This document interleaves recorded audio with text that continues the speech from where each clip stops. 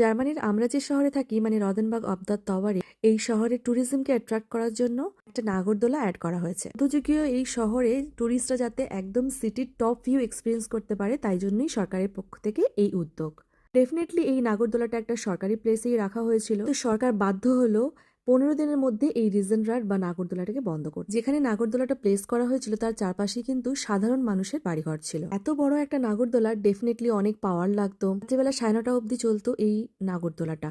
অনেক টুরিস্ট এখানে আসতো, তারপর একটা স্ট্রং লাইট ছিল এখানে। এই সবই চলছিল কিন্তু জানুয়ারি মাস নাগাদ, যখন সন্ধে হতো প্রায় ওই 5টার দিকে।